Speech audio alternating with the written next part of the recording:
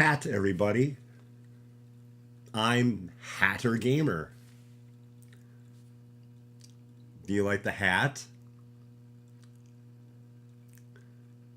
No, I'm actually Hoardergamer, and this is Hoarder's Comic Flex. And I'm wearing the hat maybe for a specific reason, and maybe I always wear a hat. Maybe every week you've been seeing this, I've worn a hat. You know, I think they call it Mandela effect.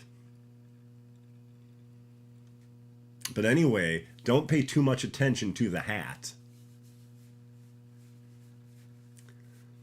It doesn't have a double meaning or message that I'll be looking into this evening, aside from a review of Superman #2 by Joshua Williamson.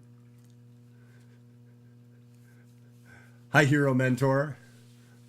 Oh, perhaps the hat that I wear every single day and I'm not wearing for a special reason right now. Who knows? Who knows these things? So, a little bit of a different format. I'm not trying to get like into too much depth here with this. I currently have COVID. I just want to thank Xbox Live Mike for picking up my comics for me. Thank you. Safely left them between the two doors, so I was able to get them, and I was able to read Superman 2, so we do have a review for tonight. So, thank you, Xbox Live Mike. Thank you. Feel a swerve? Really? Do you? Not involving the hat, no. No. No. In fact, I don't even know what the symbol is on this hat. I was like in a thrift shop.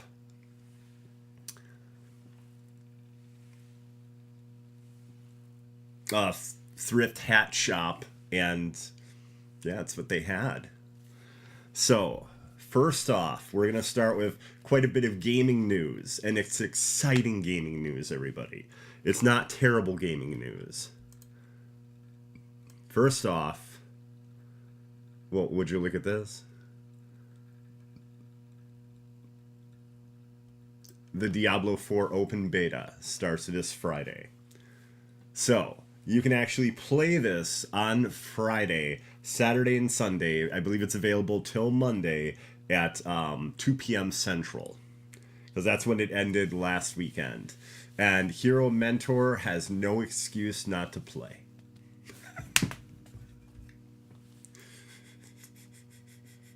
And Doomkiller HD, I'm going to do my best to get you to try this out.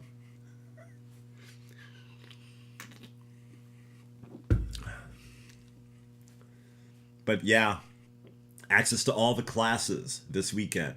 Rogue, Barbarian, Sorcerer, Necromancer, and Druid. All the classes.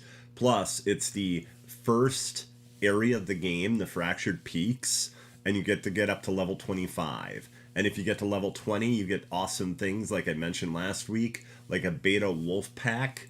It's a cosmetic backpack with a sleeping baby wolf that's animated. And then that's at level 20. And you can also get 2 different titles for your character. The game gives you titles similar to like if you played Fable. If you do certain noteworthy things, you get a title. And if you get to level 20, like I think there's a title at level 5 and one at, I think, 20. So yeah, you can get 2 titles and an awesome beta wolf pack. It's the prologue and Act 1, and I've put 11 hours into the beta last weekend. Now, there were some issues with trying to actually play said beta, especially Friday. Friday was like, on the average, a 60 to 90 minute wait.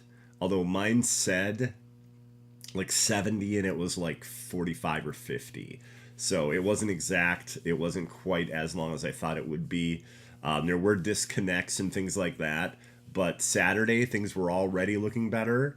And on Sunday, yeah. And even Monday, I started playing it, gosh, I want to say at like 11 Central. I was playing, or so, 10:30 Central in the morning.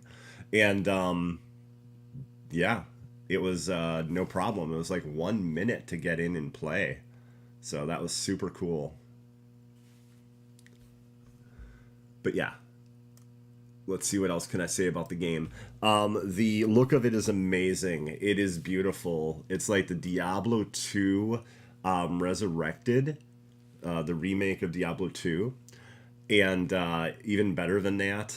And it uses that same engine, if not a more advanced one. It looks really good. The term I used was bleakiful, beautiful yet bleak, and it really works. And it's a lot of detail. It looks so nice. The bosses are interesting, and also the enemies, because a lot of them require you now to actually dodge attacks and to actually know tells and things like that.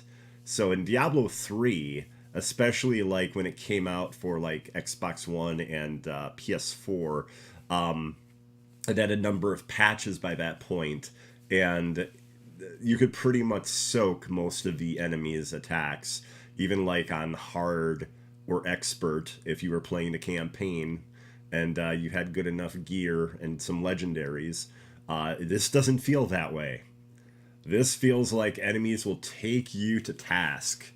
I do not recommend in this beta to play, what do you call that version? Where you die or whatever. You die and you're gone. I forget the term. But yeah, I don't recommend that this time because of the disconnects and things. It may not be a good idea. You could get a disconnect in the middle of being attacked by somebody and all your progress gone. So I would definitely wait on that until the final game, unless you just know you want to check that out for like a half hour, right? Don't go expecting that to work flawlessly for the entire weekend beta. Just keep that in mind for it. If anyone has any questions on Diablo 4, feel free to ask me. Other things I like. You start out with 4 potions. And it's interesting because there you can actually soak damage, but at a massive cost. Like, I was able to soak damage and stand up to a boss, but I needed to go down to 0 potions. Because you basically, for 3.5 seconds, you're over leveling your hit points, but you're losing them very quickly. So you got to be like pumping that potion. So you had unlimited potions in Diablo 3 by 2014 or 2015. And then what happened was I think you had 60 seconds you had to wait to use one. It was 30 or 60 seconds. But here you could like drink all of them at once and soak damage. But again, that's a huge cost to that. You don't want to get used to doing that. You don't want to do that against elites or champion enemies. Maybe bosses, but not anything else. Let's see what else. The dungeons look gorgeous. I love the designs. Some people are upset about the similar design of the dungeons. Every dungeon I was in looked somewhat different, had some visual characteristic was unique, or different enemy types or something like that. Keep in mind I only played 11 hours of the game, so I can't tell you what endgame looks like or anything. I played a rogue, and the rogue is probably the closest to demon hunter. There's a number of abilities demon hunter has that rogue has, like caltrops and traps and things like that, as well as rapid fire with a bow. So if you're a fan of Demon Hunter, until Demon Hunter happens, and I don't know if that's going to, I know it's a very popular class, but it might be that they put in Rogue to sate that thirst. I don't know. I'm going to guess, though, if everyone still wants that class, that they'll make it happen, as one of the expansions or something. And then Ashava. Okay. There's a world boss. It's gigantic. It is so big, the camera has to actually pull out, and then it's up to, I think, you and 11 other people, maybe more, fighting the world boss. There's no guarantee you'll win. I watched battles with this thing. It is brutal. If you aren't at level 25, it is crazy. And it screws with you because it attacks you with these claws on its arms, like these like blades. And at first you think, oh, I just took some damage. It's quickly doing poison damage to you.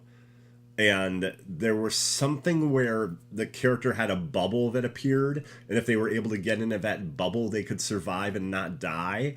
But I think that was class related to sorcerer, maybe. So I don't know how everyone can deal with that. I'm not sure. And even if you think you're far enough away from it, it's fast. It can like jump and all sorts of crazy stuff. So the world boss is really neat, and I like the fact that it's a challenge you may not necessarily get past. It's pretty intense. Okay, everybody. Next up, Suicide Squad Kill the Justice League. So I believe it was at GDC that there was a Video Game Chronicle, I want to say VGC. They talked to someone that I believe was at GDC, and they said from everything that they've heard from devs working on the game that they're excited by it. They think it's going to be really good, and there is quite a bit they have not divulged yet about the game, as in like, you know, gameplay modes and or, you know, certain things you can do in game. I don't think they meant story, because it's, you know, pretty, you know, normal not to know everything about the freaking story for a game before it comes out. Right now, it looks like, and I still think this is the case, that they're being really, really slow with advertising and all that, because May 5th, I believe, is when Hogwarts Legacy comes out for the PS4 and Xbox One. And keep in mind that both those consoles have huge install bases, massive. So you can't be like, oh, it came out for PC, Series X, and PS5. No one cares anymore. That's not the case. Like, it could sell as many copies, if not more, than what it's already sold on the current gen systems and PC. So, and WB Games has for a long time had this weird thing where they feel bizarre or something, I don't know what it is, about marketing more than one game at a time. So one of the only changes to that is something like Lego. So that could be the reason that, you know, they do want to polish the game, and, you know, all games need to be polished before they're released. Otherwise, you have, like, all sorts of massive issues with the game. But the fact that they pushed back Hogwarts Legacy, and then the rumor of this getting pushed back right around that same period of time, just seems really interesting to me. Bebo. Mike, again, I would like to thank you for picking up the comics. Because of you, we'll be having a review for Spider-Man 2 later tonight. Thank you. You can see half the cover right there on my... Is my left or my right? Well, it's right by the Hoarder Comic Flex sign, so that's about half the cover of it right there. How does everyone else feel about Diablo and Suicide Squad Kill the Justice League? Give me 1 second, everybody. I have like a little itinerary of the games we're going to cover, because there's a number of things that need to be covered, including something I screwed up on last week. What I will want to say, because I screwed up on this last week and didn't say it, do not buy Wolfson on Xbox or PlayStation. Okay? There are serious issues with it. And right now on console, there seems to be no indication of if or when fixes are coming. All the fixes that look like they're coming soon seem to be PC, focusing on the fourth act of the game that just recently came out. And it's $40, I think, for the basic version of Wolfson, which was meant to be this amazing next-gen ARPG, something to compete with Path of Exile and Diablo 4. And it had a lot of issues. It came out in 2020, but, like, yeah, it's a rough history with that game. So I'm not saying never buy it, but wait till you hear if there's been updates or fixes if you're into ARPGs. Okay? Don't want you to spend that $40 like I almost did. I didn't, but I almost did. And apparently there's just a cacophony of problems with it. Suicide Squad is DOA because of his Spider-Man. It is not by any stretch of the imagination. What they need to do, if they can, and I'm hoping they can, is get the game out in July. So, honestly, if they don't say anything soon, I just question everyone at WB Marketing at that point. I have to. And I'm not saying anything bad about them. I just have to question the logic, okay? This isn't a show about anger or hate or any of that. It's just why, you know? Think about this. It's supposed to come out, or at least was supposed to, May 26th. March 26th is what, Sunday? So you're telling me that with less than 2 months to go, they're still not going to tell us if they're pushing the game back? That's crazy. I mean, you definitely need more time than that for pre-orders, and the chance of them being like, oh no, let's release it, I guess that is feasible if they were like, we can guarantee internally, obviously, we can guarantee the game comes out then, and then like 2 to 3 weeks later we have a patch type of thing comes out and adds a lot more content, and then they have a pipeline that they talk about with an actual roadmap that they fulfill. Then maybe it could still come out May 26th, because like Mike said, they might want to just completely avoid Spider-Man. Let's see if we're up to that part of the conversation. Okay, everybody. So, I'm going to skip forward, and I usually don't wear a hat. I might have fooled you, maybe, I don't know. But I usually do not wear a hat. This is not a normal thing for me to wear. This hat is from the 2018 Spider-Man game. I didn't pull it out of the game. I'm not living in Tron. But I picked it up at GameStop. And I really liked it. I thought it was really cool. It's actually like a hard plastic design on there. I thought that was kind of neat. Anyway, one of my favorite voice actors and just really awesome dudes, Tony Todd. He was just answering somebody on Twitter and mentions, massive amount of promotion in August. I believe the game is coming out in September. So now it looks like Spider-Man 2 could come out in September.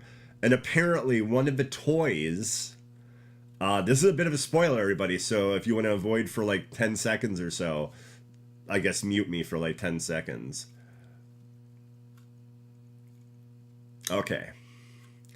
Apparently the idea of a multiverse is part of this game. And I'm fascinated by that because I look forward to seeing a more grounded, realistic version of that than are in the animated Spider-Man movies. Those are awesome, but I'm also interested to see, what is that going to look like with a more realistic portrayal of relationships and things like that. Because no matter how good those movies are and how well they're written and animated and everything, I have a visual disconnect because of the style, especially somebody like Kingpin. That style was interesting in an animated world, but it was just so just so bizarre. But yeah, Tony Todd is awesome. And I'm hoping that Insomniac and Sony go easy on him.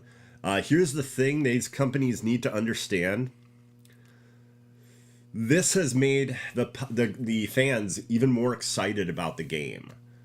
For whatever reason, Sony is let's be radio silent about all this. And that really doesn't help much, you know? I just don't quite get that. But yeah, I'm really looking forward to that game. It should be awesome. And yeah, that's why I wore the hat.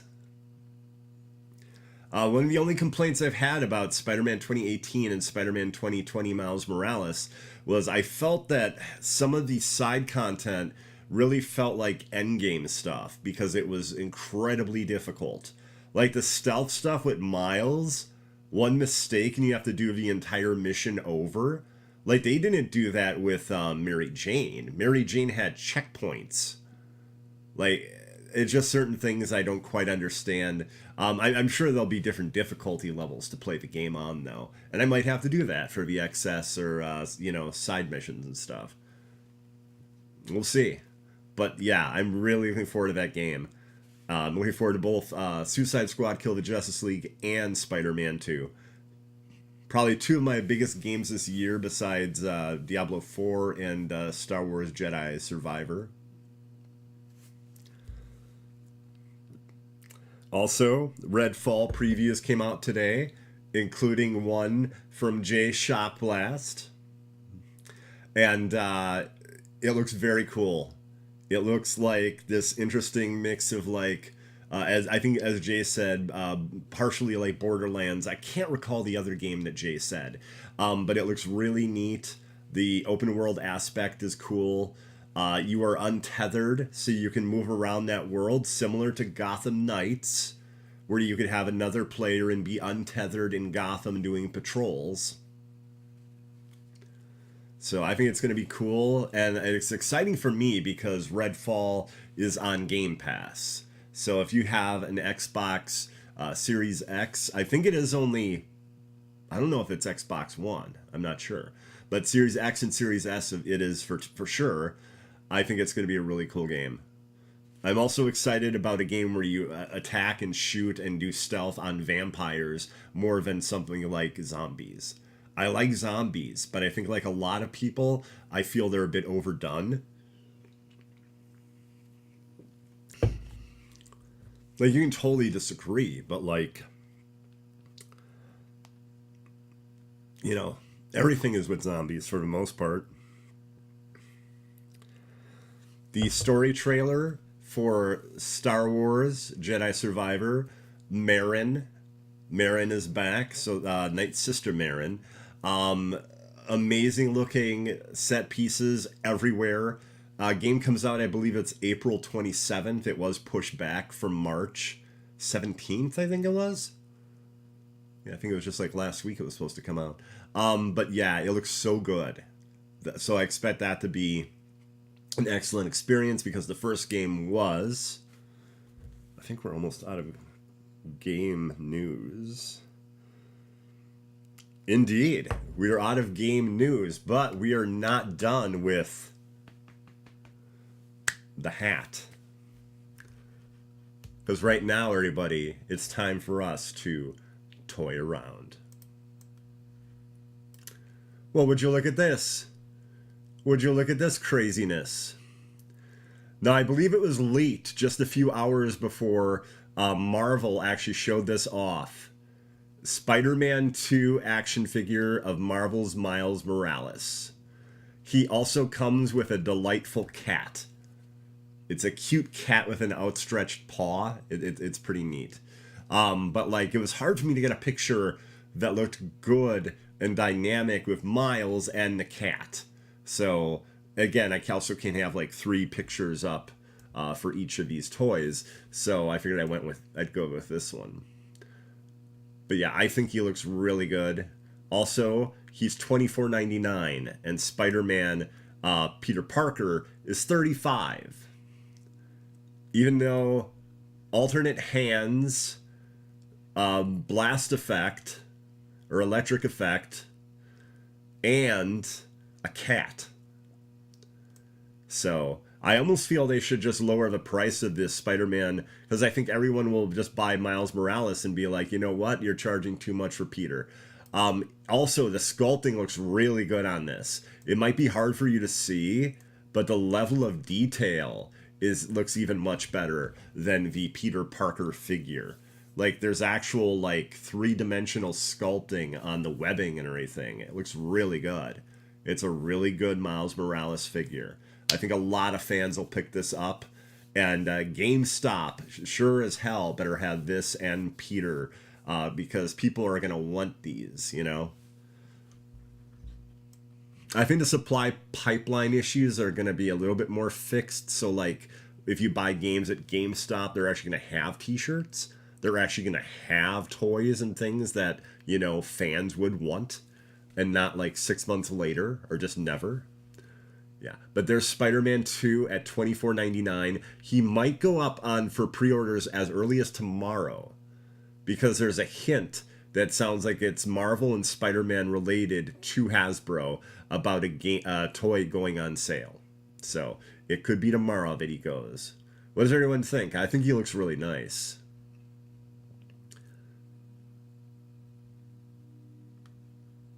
I love the blue on the hands. Oh, he also has another pair of hands that do the thwip. So he actually has two thwipping hands too. So that's awesome. So you can go swinging around. I like him. I think it's a nice design. It's very similar to the comic. It doesn't like make a lot of crazy changes, and I just think it looks really good. Okay, time to look at the next toy. Unfortunately, this one everybody will break the bank. But my God, look at that facial sculpt. Look at those multiple facial sculpts. My God. My God. Look at the cape. Look at the work and effort they put into Kang. This is one of the best hot toys I've seen, especially for the price. This one is at $280. And if you follow Hot Toys, currently they can be anywhere from $250 to like $450, or like if it's like the Iron Man that's actually made of freaking metal, I think that's like $450 or something. But I absolutely love this Kang. It looks so much like Jonathan Majors. It's almost scary. And look at the, I don't know if it's going to be a helmet, a head, I don't know exactly. But the part that lights up and everything with the blue looks fantastic. But yeah, Kang, available at Sideshow Collectibles, because that's where Hot Toys are available in the United States. Or that's actually the what is it, like the designated seller in the US for Hot Toys.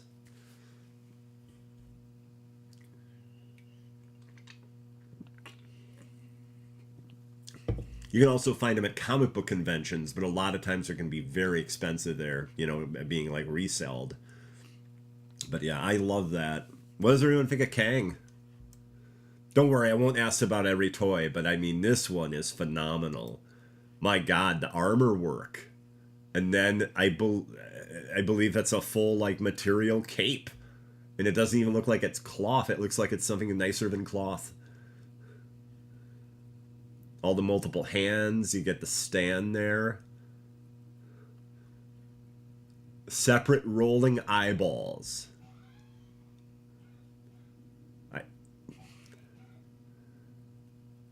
I mean, I would be surprised if Jonathan Majors saw this and was actually scared. I mean, this is so realistic. It's nutty.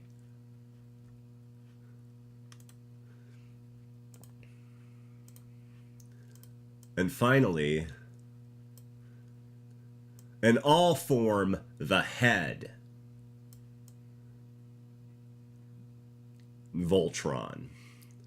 So, this is by the Good Smile Company. And this is not a Nendoroid, which is like the style that's called like super deformed, which is really popular in anime. This is, I believe, a Mendoroid. I don't know if that has an actual meaning or if they just coined that, but this is like a realistic version. And all there is a picture coming soon. But man, I mean, I think this is phenomenal looking. I don't know if the lions separate. It kind of looks like they do if you're looking at the legs. Um, I don't think the legs unfold on the lions. I don't know if it transforms. I don't know if it fully separates into the 5 lions or not. But the detail on an actual Voltron figure and with that sword and everything, I think looks phenomenal. I definitely had to show that. No price, no time frame, but I think Good Smile did a great job on this.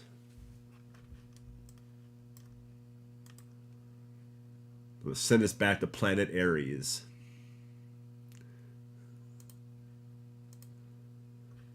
Okay, everybody. We are done toying around. So now the time is basically let us look at comic books. The future of comic books. All the way to 1 week from today.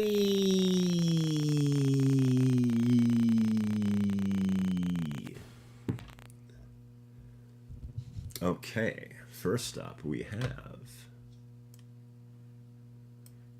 a very disturbing cover, which fits because the book itself is very disturbing.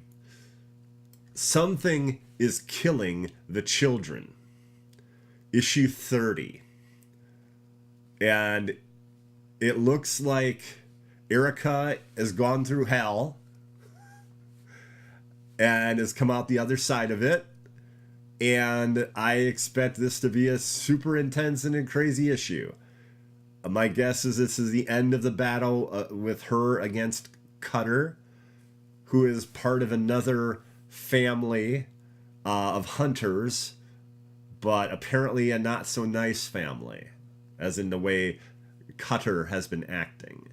But yeah, this should be a really good issue. This book is one of the best horror books about monsters that seem invisible to everyone but small children.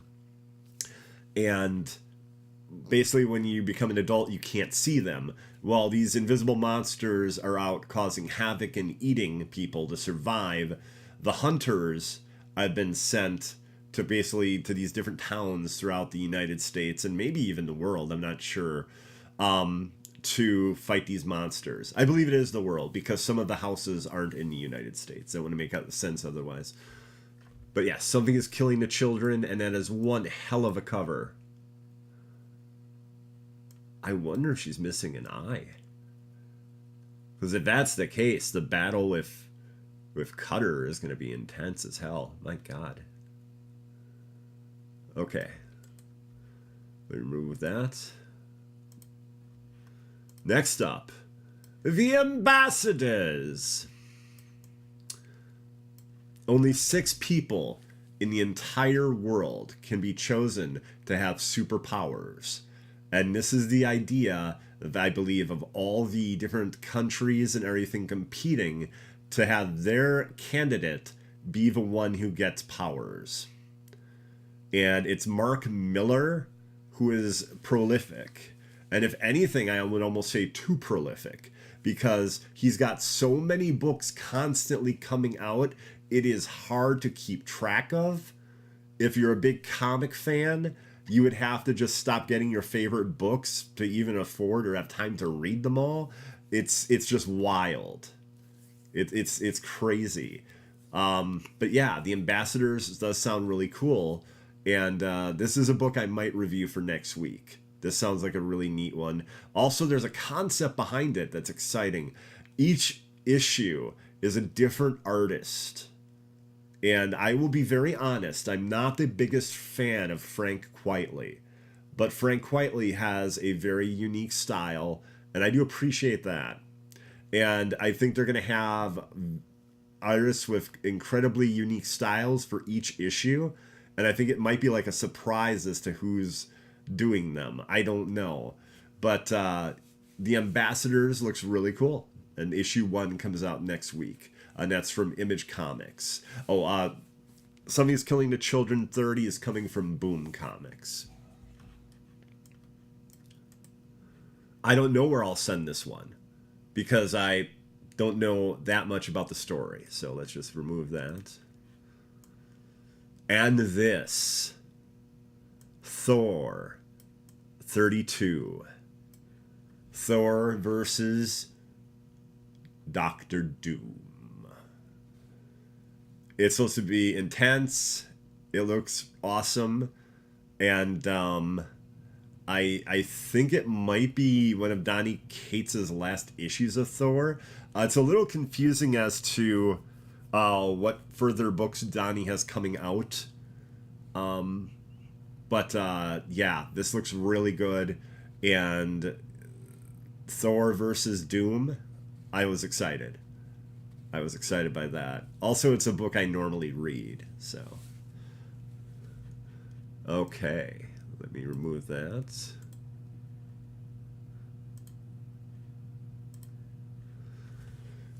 I wasn't sure whether to send that book to Asgard or Latveria, so. Okay, everybody. So, it's time to prime the pump or play the ghost piano, whatever you want to say. And if there's any like comic books you want me to cover, any toys, suggestions for the show, let me know. I'd appreciate that. And without any further ado, our comic book review of the week. Sometimes we'll have two, sometimes we'll have one. This is a hot book. One of the reasons is because it's the introduction of a new hero/villain. We do not know what they are, but we do know the name is Marilyn Moonlight. And Marilyn Moonlight has some ability having to do with night and actual moonlight as a power source. So, this book has been awesome, and it's a great time to jump on it, okay? This is only the second issue, and it's already had some big ideas, and man, all you'd have to get is this 1 and 2, and then you're set till next month when 3 comes out. Okay, so Superman recently came back to Earth and Metropolis. Well, Lex Luthor is trying to make a deal with Superman and basically does something to his powers, and he says it's going to make him better and everything. And of course, Clark is completely against this. And right when he's like trying to figure out what the hell is going on, a huge like swarm of parasites show up.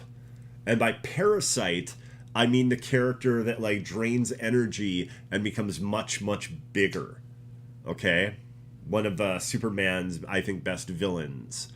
Anyway, his abilities are tampered with.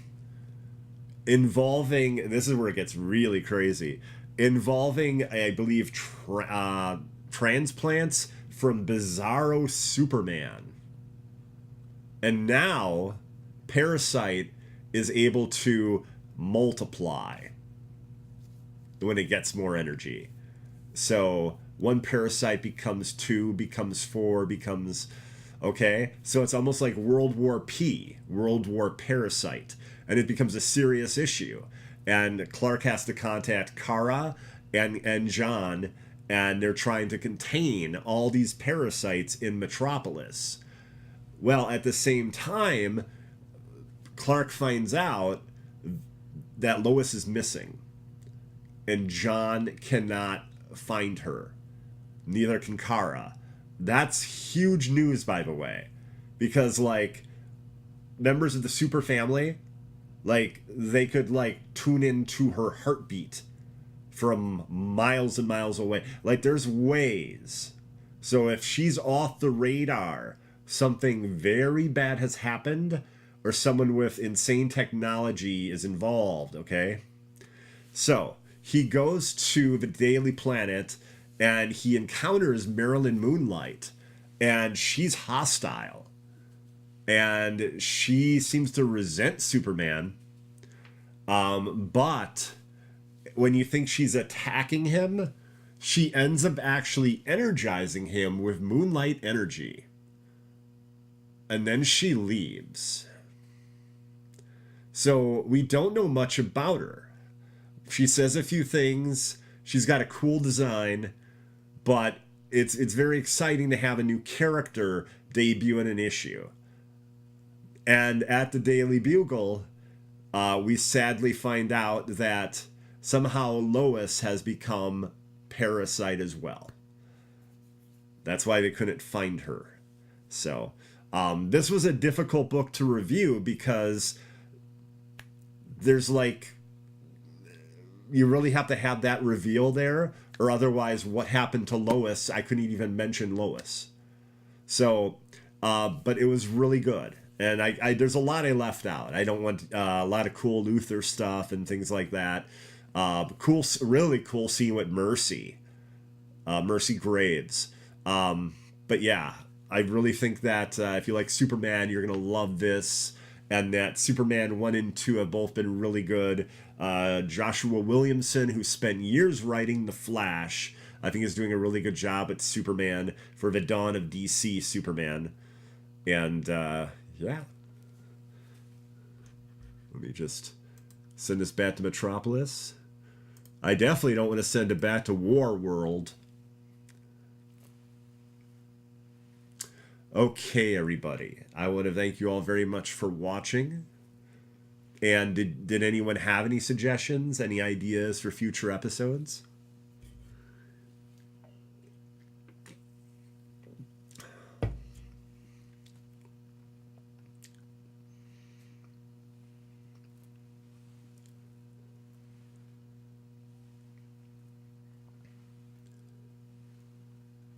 Also, everybody, you can download the Diablo 4 beta. I believe it's available now. And yeah, you don't even have to like pre-order the game or pre-purchase the game. You just download it because the open beta, again, is Friday, Saturday, and Sunday. And technically it ends on Monday, I believe, again at 2 p.m. Central Time. Going by Central Time there. And if it's like last week, it was 11 a.m. Central that the beta was available on Friday. My plan was to do Druid, but I've heard a part of his class isn't in the beta. So I might do Necromancer. I'm not exactly sure. But I did enjoy the Rogue. I thought the Rogue was a lot of fun last weekend. Also, it's cross-play. Meaning that if you're on PlayStation, you can play with Xbox. If you're on PC, you can play with people on PlayStation. So that's really cool. And I think that is going to really help the growth of this game, even more so than like Diablo 3. Also, it does look damn gorgeous. The animations are excellent. And the cinemas, also better storytelling than any of the other Diablo games, in my opinion. So, okay, so if you want to check out my stream, that's on twitch.tv/Hoardergamer. And I'm currently doing a lot of Diablo 3. Of course, this weekend I'll do quite a bit of Diablo 4 beta. And let's see, what else am I doing? Octopath Traveler 2. We're going to come back to Midnight Suns in not too long period of a time. And Morbius just showed up yesterday in Midnight Suns. So that's pretty awesome. I also like that each of these expansions have like a big name DC villain. So the Morbius DLC, the trailer shows us, so it's not a huge spoiler. Dracula. So that's really cool.